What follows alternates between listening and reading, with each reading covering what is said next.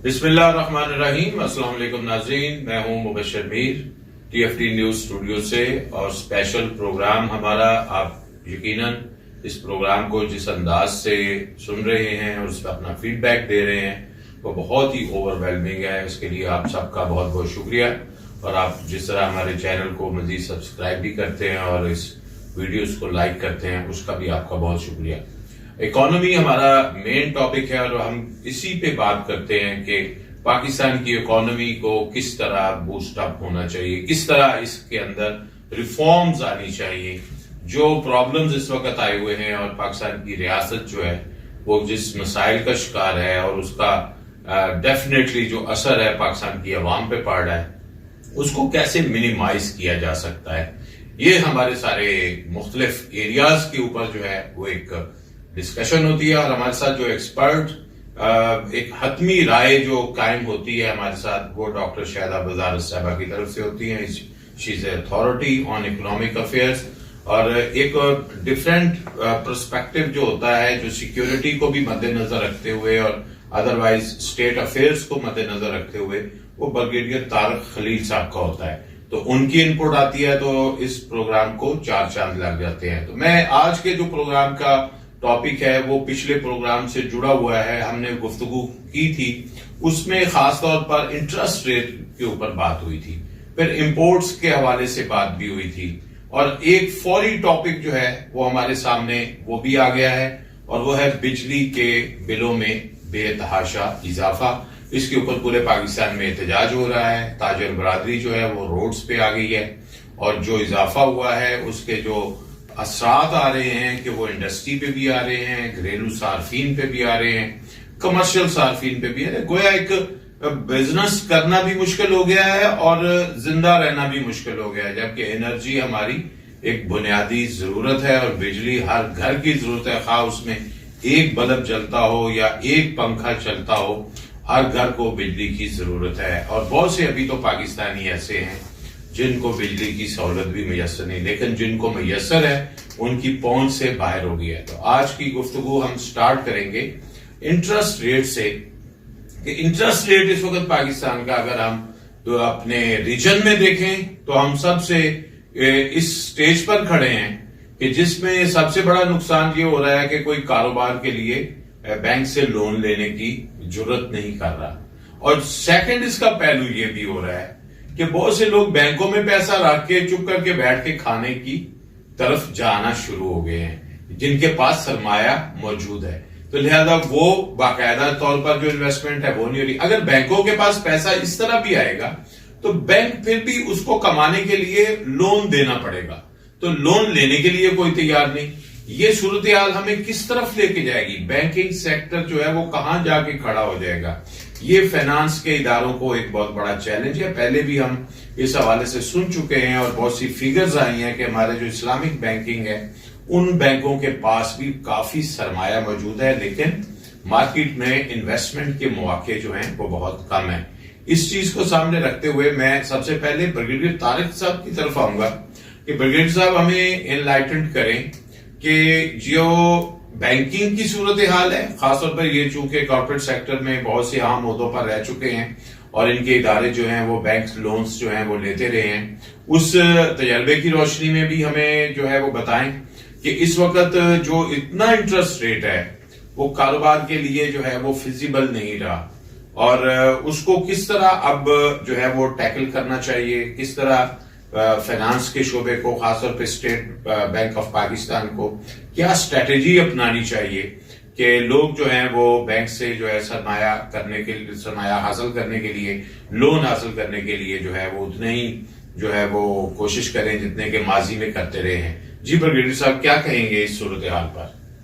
अस्सलाम वालेकुम नाज़रीन, thank you very much Mubashshir साहब। डॉक्टर साहब आपका भी मैं बहुत मशकूर हूँ, आपने वक्त निकाला क्योंकि ये मसला बड़ा अहम है, जैसा कि अभी मुबश्शिर साहब ने बयान किया है।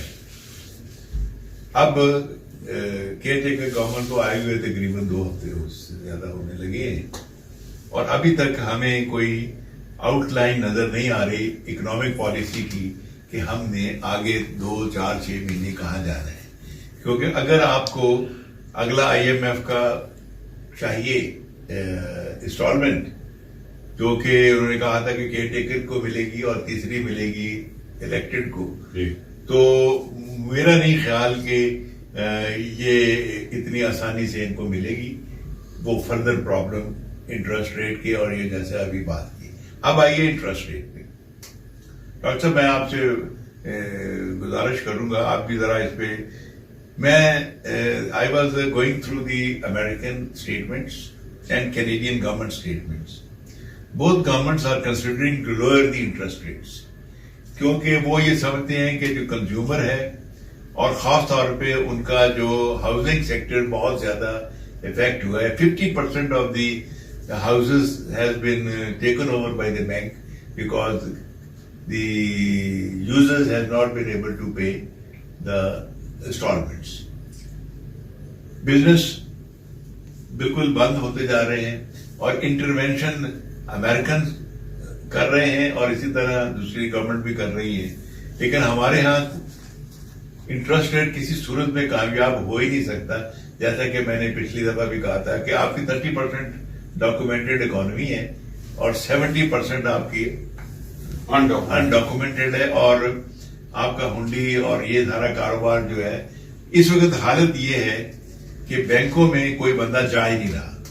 और उसकी 2-3 और भी वजूहत है। मेरी एक बताओ, डॉक्टर ईश्वर से भी बात हुई थी, एक हमारे डिनर मीटिंग थी जब मैं पामा के प्लेटफॉर्म से उनसे बात कर रहे थे कि डॉक्टर साहब आपने रिफॉर्म के नाम पे बैंकों का बेड़ा गर्क कर दिया है, क्योंकि जहां एक आदमी काम करता था वहां आपने 10 आदमी लगा दिए हैं and there is nobody ready to take the responsibility. नतीजा ये है कि कस्टमर खवार हो जाता है, वो कभी एक डिपार्टमेंट, कभी दूसरे डिपार्टमेंट, कभी क्रेडिट वाले के पास, कभी रिस्क वाले के पास, कभी लीगल वाले के पास। वो लोन तो बहुत दूर की बात है, वो उसके अपने अकाउंट्स नहीं, आजकल जो डॉर्मेंट अकाउंट हो जाता है उसको ओपन करने के लिए उसको 6 महीने लग जाते हैं। तो इन सूरत हाल में कारोबार कैसे चल सकता है डॉक्टर साहब, आप बताइए जरा। बहुत शुक्रिया।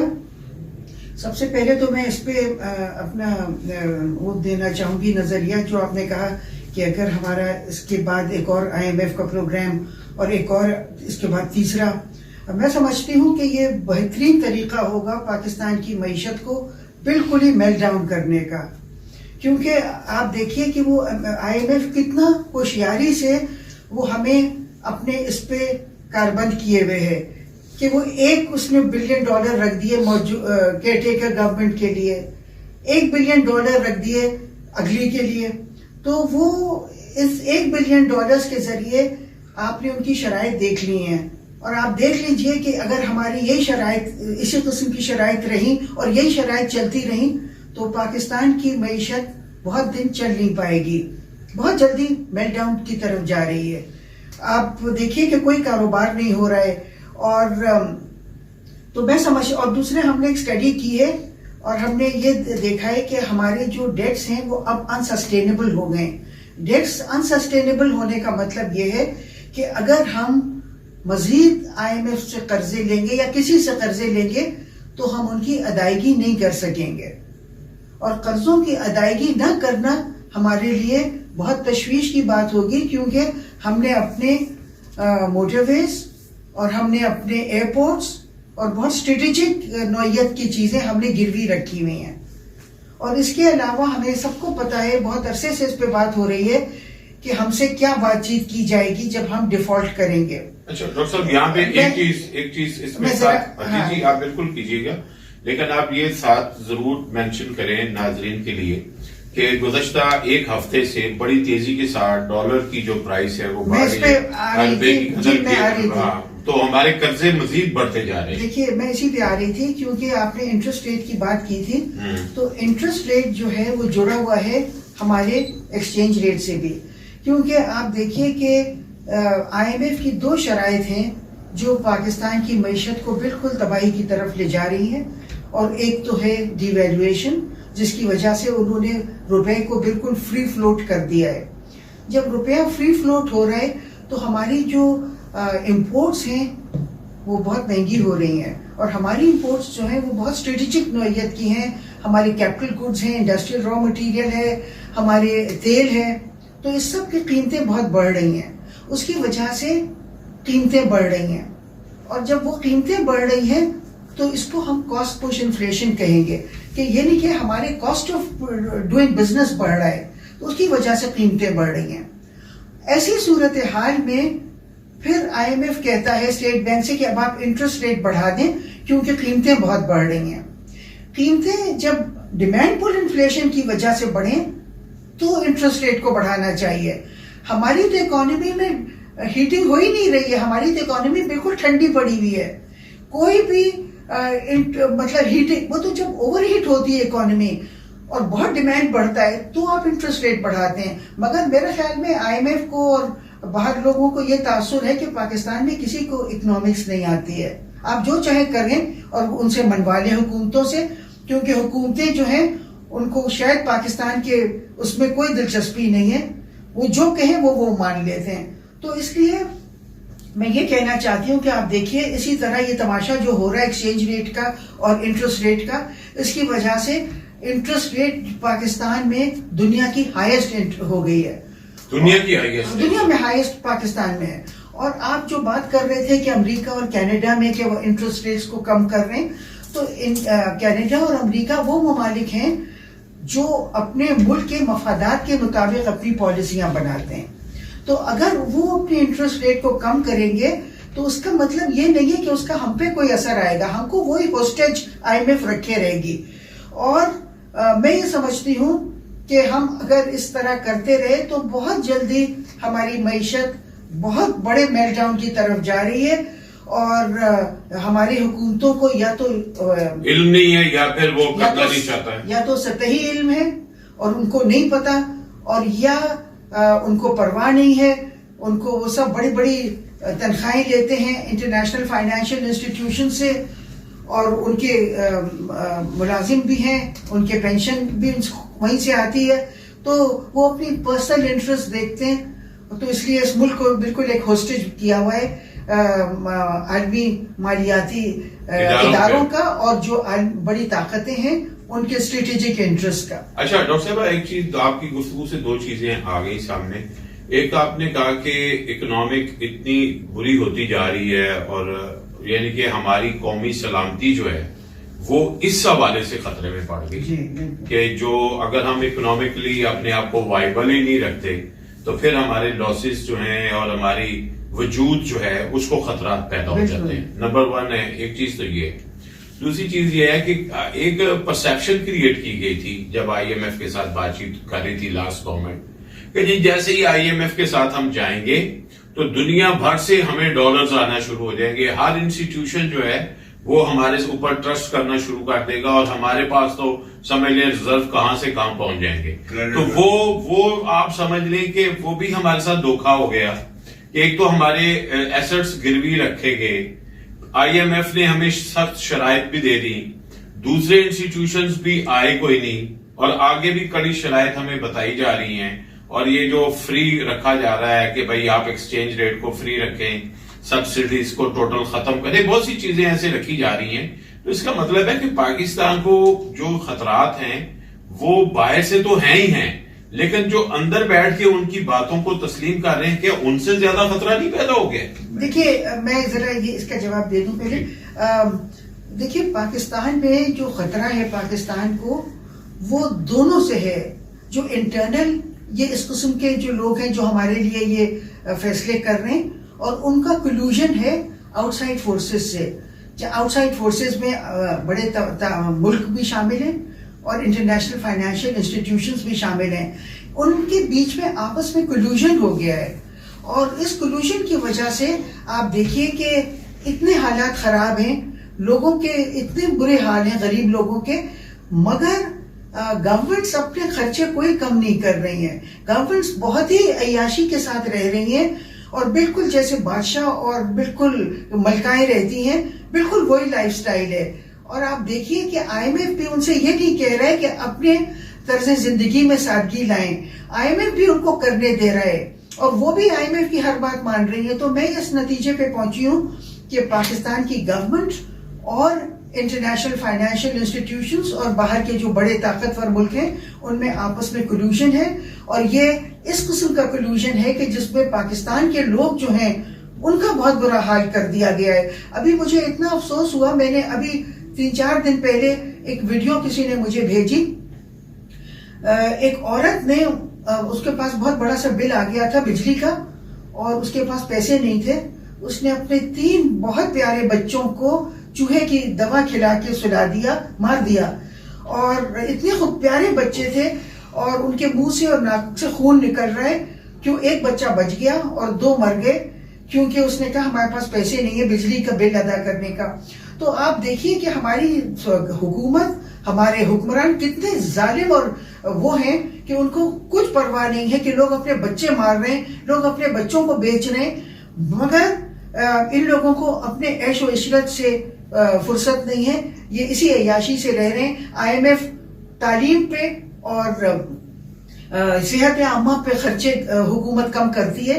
IMF उसके साथ that is okay with the IMF, मगर उनसे, हुकूमतों से नहीं कहते कि आप किस तरह रह रहे हैं। आप अपने उनके प्रोटोकॉल देखिए, जब ये बाहर जाते हैं तो इनके प्रोटोकॉल्स देखिए, और उसमें मैं समझती हूँ सब बराबर के शरीक है, सारी जो हुकूमतें आई हैं सारे पॉलिटिकल पार्टी। अच्छा, इसमें मैं एक चीज जो है ना वो बगेट साहब आपकी बात में लेता हूँ। डॉक्टर साहब से इस वक्त जरा थोड़ी एक फ्लो चल रहा है कि आपने बिजली के बिल की बात कर दी और हम बिजली के बिल को भी बिल्कुल डिस्कस करना चाहते हैं। पाकिस्तान भर में एहतजाज शुरू हो चुका है, बहुत से ताजर बरादरी जो है वो रोड्स पे है, बड़ा जो है वो कल भी प्रोटेस्ट हो रहे थे और अभी लोग जो है वो कह रहे हैं कि हम अपने कारोबार बंद कर रहे हैं। बहुत सी खबरें हैं कि किसी फैक्ट्री का इतना बिल आ गया है, किसी ऑफिस का बड़ा बिल आ गया है, किसी घर का इतना बिल आ गया है। और सेकंड एक और चीज है, वो मैंने जो ऑब्जर्व की है मैं आपसे शेयर करना चाहता हूं, और वो मैंने देखा है कि बहुत से छोटे छोटे घरों के जो बिजली के बिल हैं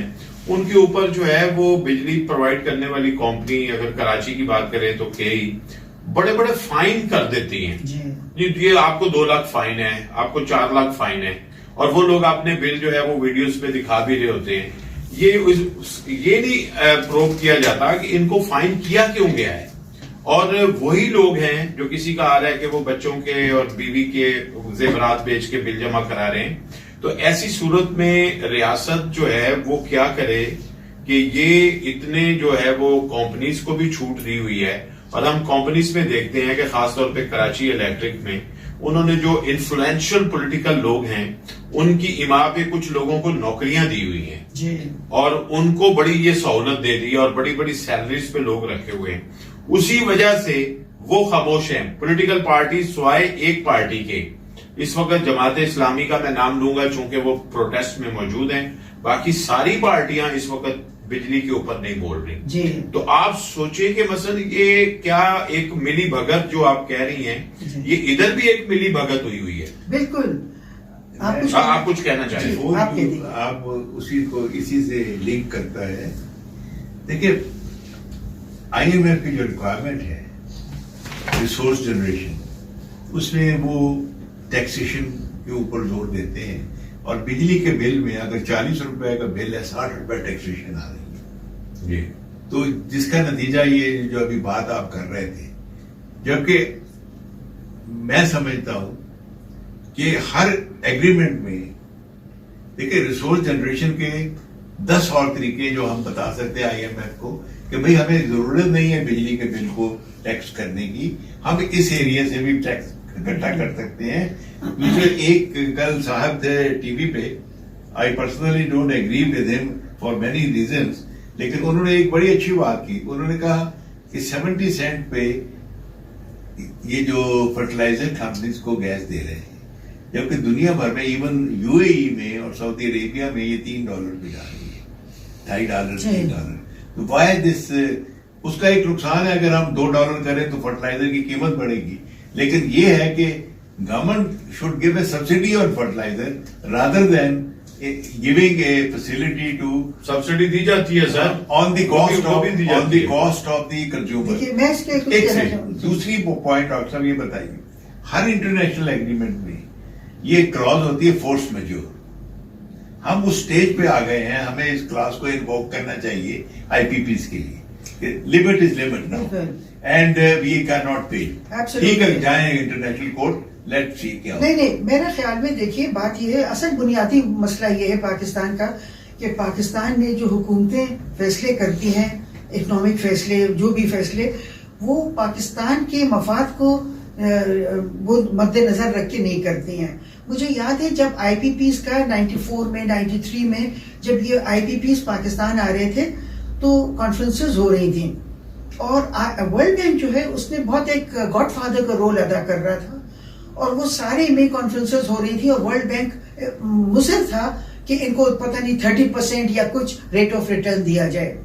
तो मैं एक कॉन्फ्रेंस में गई थी निपा में जो हो रही थी, उस वक्त निपा कहते थे, अब कुछ मैनेजमेंट इंस्टीट्यूट वगैरह कहते हैं उसको। तो मैंने उनसे पूछा सवाल, मैंने कहा देखिए एक तरफ तो वर्ल्ड बैंक कहता है कि फ्री मार्केट में यकीन रखता है। फ्री मार्केट का मतलब है कि let the forces of demand and supply determine the rate.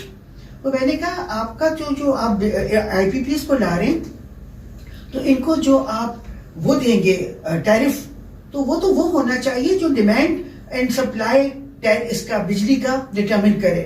मैंने कहा पहले से क्यों ये तय कर रहे कि इनको इतना फीसद मिलेगा।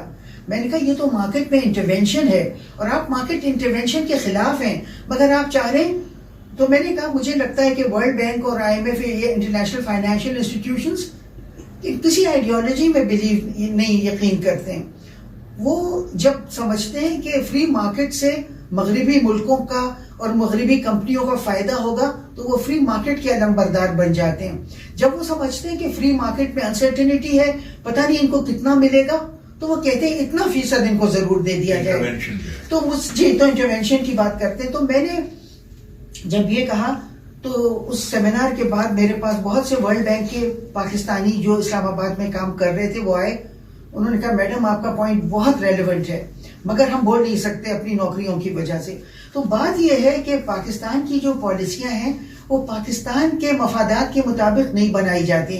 वो बड़ी कंपनियों के, उनके बाहर की जो वेस्टर्न कंपनियां हैं या वेस्टर्न मुल्क हैं, उनके मफादात को फरोख्त करने के लिए बनाई जाती हैं। इसीलिए हमने बिजली को एक बहुत बड़ी मुसीबत अपने लिए बना ली है, क्योंकि गवर्नमेंट को पाबंद किया गया है कि वो इतना फीसद उनको रेट ऑफ रिटर्न देगी और गवर्नमेंट को इसका भी पाबंद किया गया है कि ये जितनी बिजली बनाएंगे ये गवर्नमेंट को खरीदना होगी, चाहे उसकी जरूरत हो चाहे ना हो।